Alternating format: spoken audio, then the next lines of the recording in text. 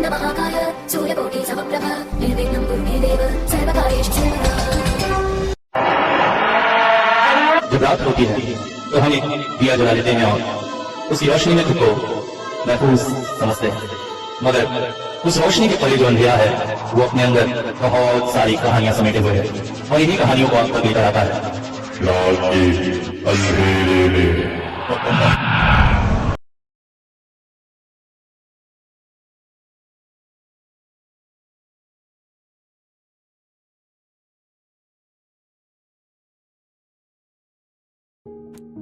ये बात बहुत पुरानी है। मैं उस समय जवान रहा था, नई नई नौकरी लगी थी। ये समझ लो भारत के आजाद होने से 10 साल बाद की ही बात है। उस समय रेलवे का बड़ा प्रचार प्रसार चल रहा था, हर जगह पटरियां लगाने और नए नए रास्ते बनाने का। ऐसे में मेरी नौकरी लगी रेलवे में।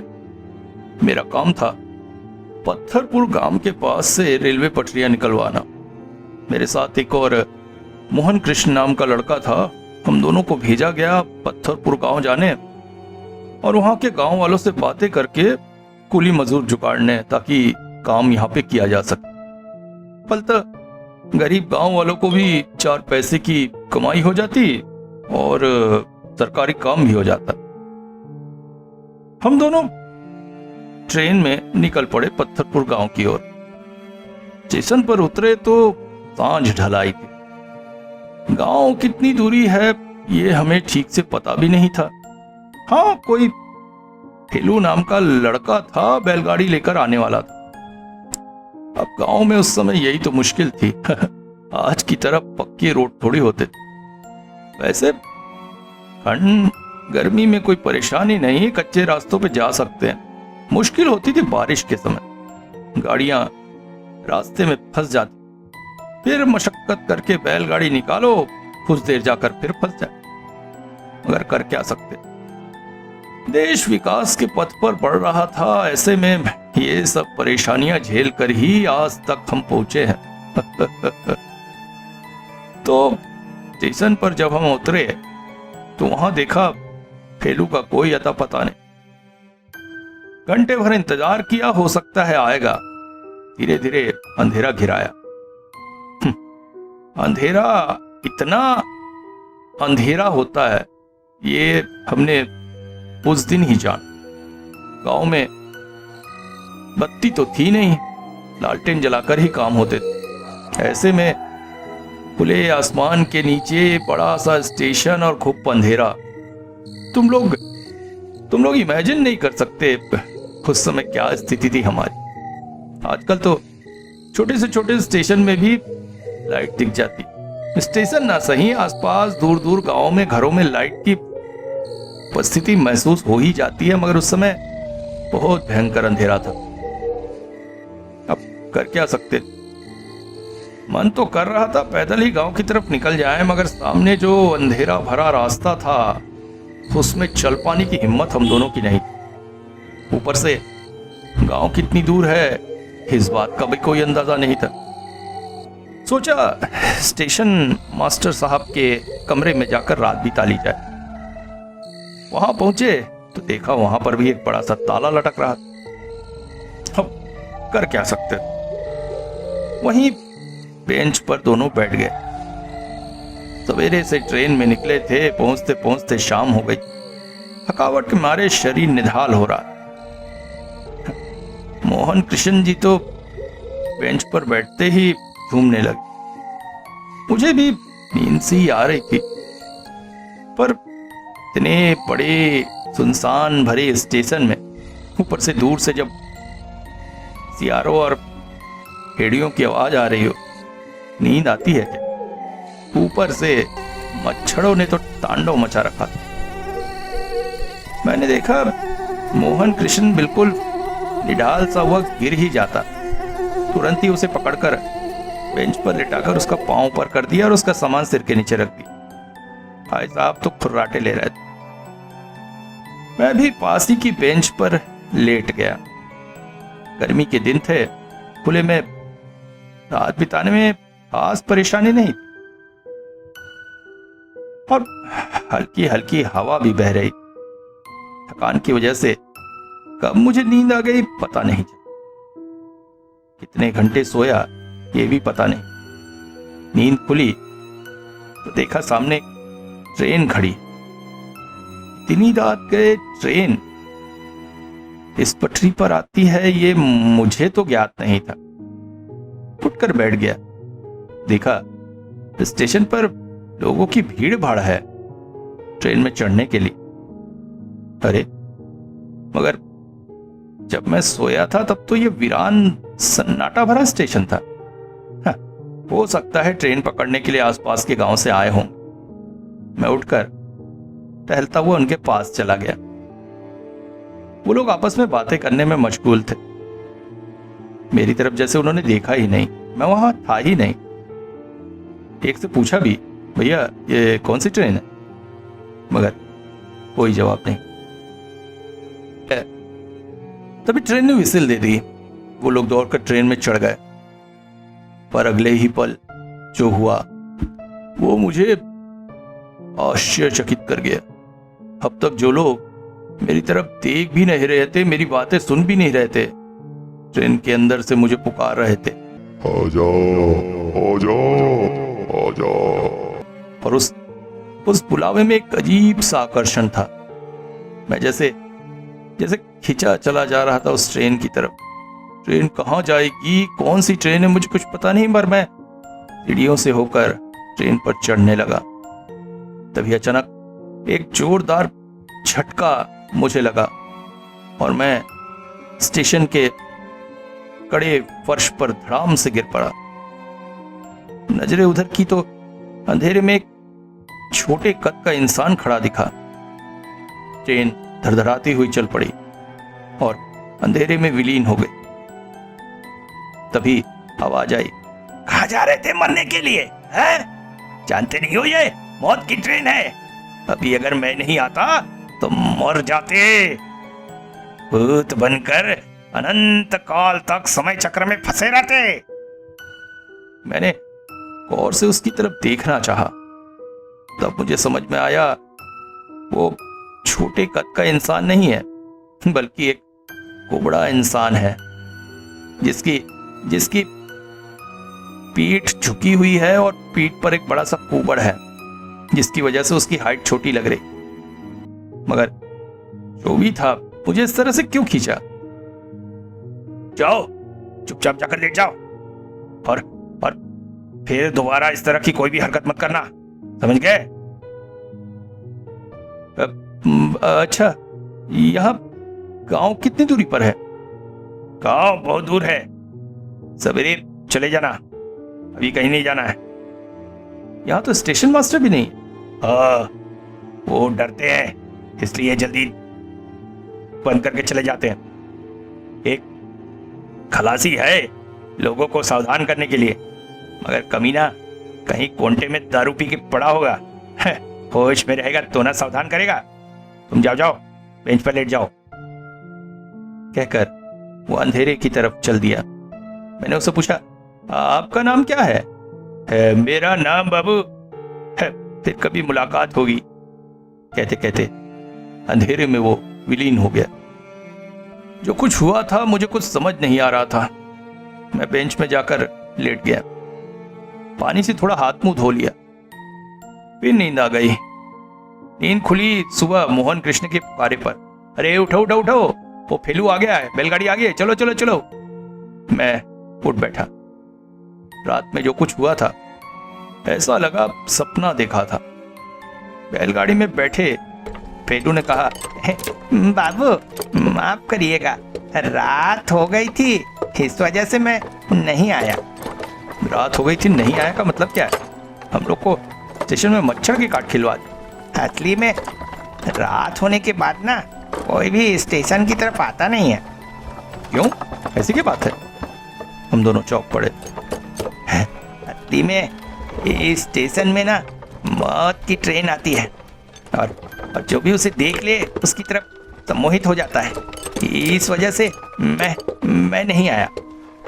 सुनकर मुझे आश्चर्य लगा। मतलब रात में जो कुछ देखा था वो कोई सपना नहीं था, पर फिर क्या था वो? हालांकि मैंने दोनों को इस विषय में कुछ नहीं बताया था, पर मेरे चेहरे के भाव को देखकर मोहन कृष्ण पहचान गया।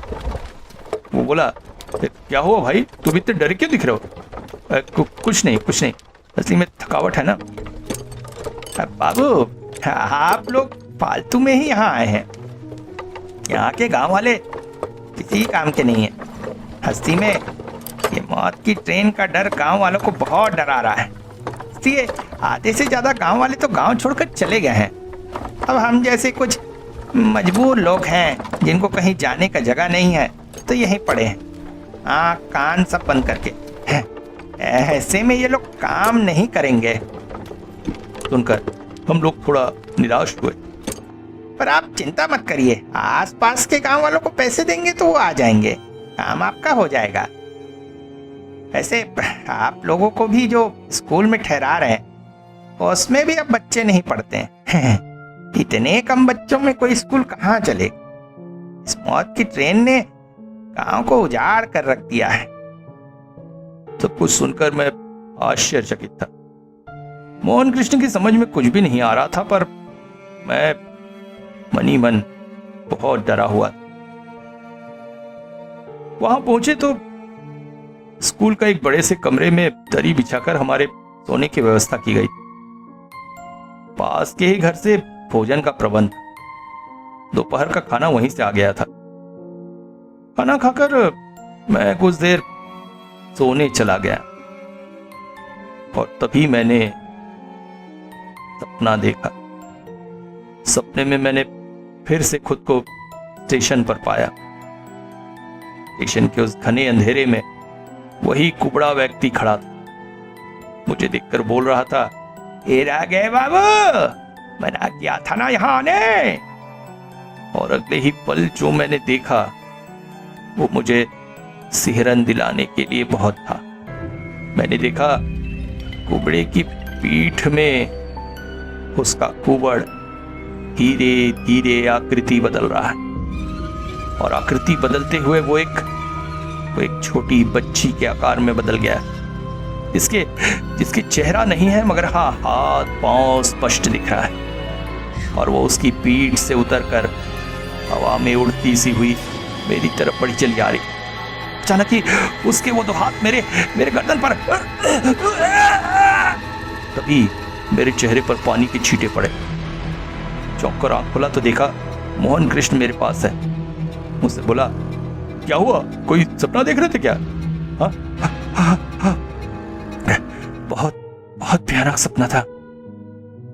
पर अब मेरे दिमाग में ये बात घर करती जा रही। आखिर क्या था उस ट्रेन का राज, और कौन था वो कुबड़ा, और ये अजीबोगरीब सपना? गांव वालों से बात करके हमें निराशा ही हुई। काम के लिए मजदूर नहीं मिल रहे। आसपास के गांव वाले भी उस गांव का नाम सुनकर काम करने को तैयार नहीं होते। दफ्तर में खबर भेजी, दफ्तर से खबर आई, काम छोड़कर वापस आ जाओ। 2 दिन बाद हमें वापस जाना था। मेरे मन में हजारों प्रश्न थे। उस दिन हम दोनों सुबह सुबह स्टेशन की ओर घूमने चले गए। घूमने का तो नाम था, मुझे असल में स्टेशन मास्टर से मुलाकात करनी, और वो मुलाकात सच में बहुत ही सिहरन भरी रही। स्टेशन मास्टर ने बताया कि हर रात वहां पर एक मौत की ट्रेन आती, जिसमें हजारों मरे हुए लोग समय चक्र में फंसे हुए यात्रा करते हैं। अगर रात में कोई स्टेशन पर आ जाए तो वो लोग उसे ट्रेन में बुलाते हैं, और वो एक अजीब से सम्मोहन में बंधा ट्रेन में चला जाता है और फिर अनंत यात्रा में शामिल हो जाता है। ऐसा न जाने कितने गांव वाले गांव से गायब हुए हैं, उनकी कोई खोज खबर नहीं हुई। रात में स्टेशन पर आने की वजह से सबसे पहले हारू नाम का एक लड़का इस बात का शिकार हुआ था। पास के गांव के बाजार गया, लौटते समय सोचा रात स्टेशन पर ही बिता लेगा। इतना लंबा रास्ता तय कर गांव जाना तो मुश्किल था। रात भी हो गई, मगर सवेरे उसका कोई अता पता नहीं चला। और उसके बाद तो न जाने कितने ही लोग। मगर ये ट्रेन आखिर है क्या? ये ट्रेन एक स्टेशन मास्टर की गलती है। बहुत साल पहले यहां पर एक ट्रेन आई। ट्रेन में हजारों यात्री बैठे हुए थे। सिग्नल लाल था। स्टेशन मास्टर ने नियत समय पर हरा सिग्नल दिया, मगर वो ये भूल गया कि उस दिन ट्रेन को आगे बढ़ाना नहीं बल्कि रोकना था, क्योंकि कुछ ही दूरी पर मरम्मत का काम चल रहा। धड़धड़ाती हुई ट्रेन और टूटी हुई पटरियों पर चल पड़ी और एक भयंकर दुर्घटना के चलते ट्रेन के सारे यात्री मारे गए। भयंकर विभत्स दृश्य था वो। और उसके बाद से हर रात को वो ट्रेन अपनी यात्रा पर चली जा रही। न जाने कितने गांव वालों को निगल गई। अच्छा, वो कुबड़ा आदमी कौन है जो स्टेशन पर घूमता है रात को? कुबड़ा आदमी? ओ, वो मास्टर चैतन्य नाथ है। गांव के स्कूल के मास्टर थे। उनकी एक विकलांग बेटी थी जिसे अक्सर वो पीठ पर लेकर घूमा करते थे। उनको बेटी के इलाज की कोई संधान मिली थी शहर के बड़े अस्पताल में। सुबह 4 बजे की ट्रेन थी उनकी। बेटी को साथ लेकर जल्दबाजी में स्टेशन पहुंचे।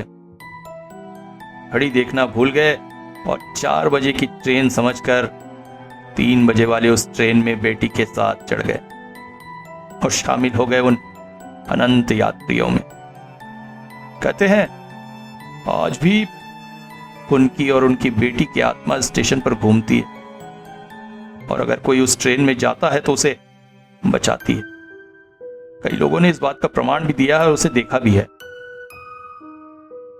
उनकी बातें सुनते सुनते मेरा पूरा शरीर सिहरन से भर उठा।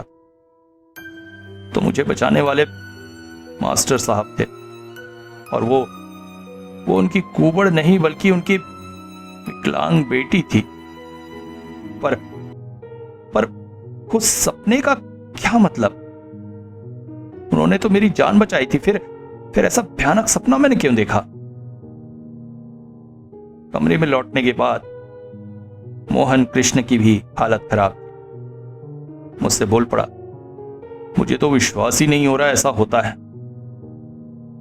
तुझे क्या लगता है? मैंने आंखों से देखा तो है, पर अभी भी सपना सा लगता है। देख, कल हम चले जाएंगे।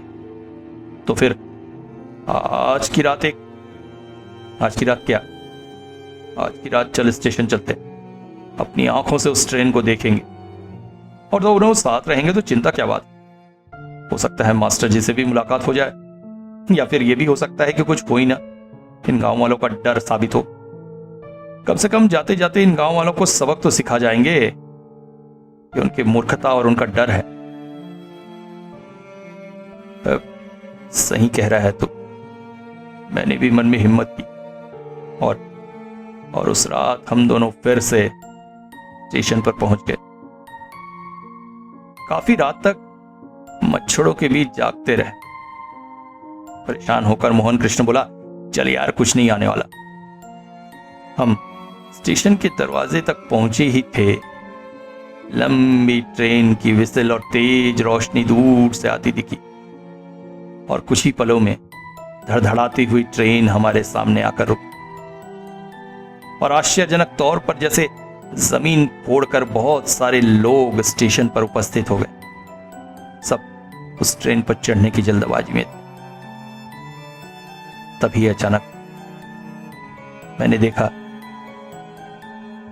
मोहन धीरे धीरे ट्रेन की तरफ बढ़ चला है। मैं समझ गया उस पर भी मेरे जैसा सम्मोहन हो गया। मैंने बुलाया उसे। मोहन, मोहन क्या कर रहा है, कहाँ जा रहा है? मगर वो अजीब से सम्मोहन में बधा ट्रेन की तरफ चला जा रहा। मैंने दौड़कर उसे रोकने की कोशिश की और एक झटके में उसे लेकर जमीन पर गिर पड़ा। तभी अचानक हमारे सामने प्रकट हुई वो आकृति और उसकी आवाज, क्यों आए हो यहाँ? उस दिन मरने से बचा लिया तो शांति नहीं हुई, फिर आगे मरने। मैं उस व्यक्ति की तरफ नहीं, अभी तो उसकी पीठ पर बैठे उस लोथड़े की तरफ देख रहा था जो उसकी कुबड़ दिखाई दे रही। वह स्पष्ट मेरे सपने जैसा ही था। तभी अचानक मैंने देखा वो लोथड़ा उसकी पीठ से उठकर धीरे धीरे हवा में लहराता हुआ हमारी ओर बढ़ने लगा। मैं कांप उठा। मैं किसी तरह से ताकत लगाकर मोहन का हाथ पकड़कर स्टेशन से बाहर की तरफ भाग पड़ा। मोहन मेरे से खींचा खींचा बाहर तक आ गया। बाहर एक गिट्टी के ढेर पर हम धड़ाम से गिर गए। अचानक मोहन चीख पड़ा, आ! क्या हुआ? उसके हाथ और पैरों से खून निकल रहा था। मैंने धीरे से उसे सारी बात बताई। किसी तरह से रात हमने उस स्टेशन पर बिताई और सवेरे की पहली गाड़ी से हमेशा हमेशा के लिए उस अभिशप्त स्टेशन को छोड़कर अपने शहर आ गए।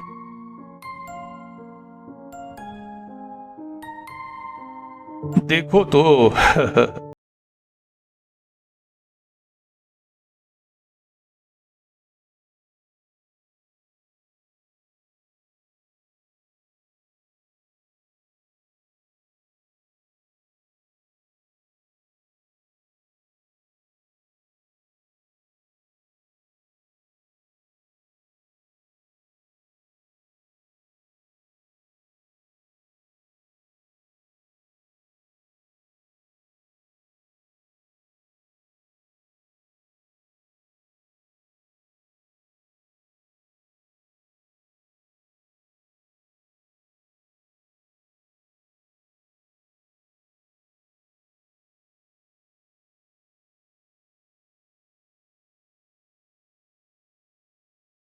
घड़ी ने रात के 12 बजे घंटा बजाया और उनका पुराना सा टेलीफोन घनघना उठा। मैंने कहा, चाचा फोन बज रहा है। बजने दो, बजता रहता है।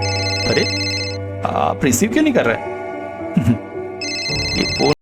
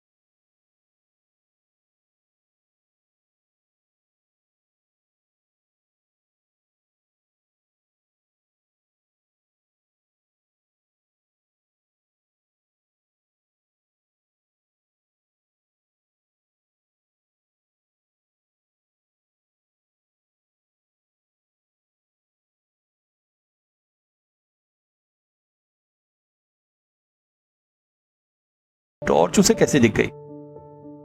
टॉर्च की रोशनी डाली तो सामने सीढ़ियां थी। सीढ़ियों से होता हुआ कमरे के दरवाजे पर दस्तक दी। अंदर से आवाज आई, आओ डॉक्टर, जल्दी आओ, मुझे बचाओ, मुझे बचाओ। कमरा खोलकर अंदर पहुंचा। टॉर्च की रोशनी पड़ते ही चीख सी निकल आई, नहीं डॉक्टर, रोशनी बंद करो, रोशनी बंद करो, रोशनी मत डालो। पर मैं तुम्हें देखूंगा कैसे अंधेरे में? है डॉक्टर, मुझे तुम नहीं देख पाओगे, ऐसे ही इलाज कर दो ना। ऐसा नहीं हो सकता है, मुझे देखना ही होगा। अच्छा तो देखो डॉक्टर, मुझे देखकर डरोगे तो नहीं ना? देखो देखो। और अगले ही पल जब मैंने रोशनी डाली, बेड पर एक कंकाल सा शरीर पड़ा हुआ, जैसे कई सालों पहले मर गया हो। और सबसे विचित्रता उसका चेहरा, उसका मुंह खुला हुआ था और मुंह से बहुत सारे कीड़े बाहर निकल रहे थे, अंदर जा रहे। मैं चौंक पड़ा, ये क्या कोई पागल का घर है जिसने मेरे साथ मजाक किया है और कोई सड़ी गली लाश यहाँ रखकर भाग गया है, या फिर छुपा हुआ है मेरा मजाक उड़ाने के लिए? तभी कानों में पड़ी आवाज, क्या देख रहे हो डॉक्टर, हटाओ हटाओ इन कीड़ों को, हटाओ, मुझे आजाद करो इनसे, बहुत तकलीफ दे रहे हैं मुझे। मैं कांप सा उठा, क्योंकि मेरे सामने आवाज जहां से आ रही थी उससे स्पष्ट हो रहा था कि वो उस मुंह के अंदर से आ रही आवाज है, मगर मुंह नहीं हिल रहा था। तो फिर कौन बोल रहा है? अचानक वो सड़ी गली सी लाश उठकर बैठने लगी। उसे देखकर स्पष्ट समझ में आ रहा था जैसे कोई उसे उठाकर बैठा रहा है, पर कौन? मैं अगले ही पल पागलों की तरह कमरे से बाहर दौड़ पड़ा और सीढ़ियों से नीचे उतरने लगा। तब मेरे कानों में आवाज पड़ी थी, डॉक्टर बचाओ, मेरा इलाज करो मेरा, मुझे बचाओ, मुझे यहाँ से मुक्त करो डॉक्टर। मैंने कार सर पर दौड़ा दी और घर आ गया।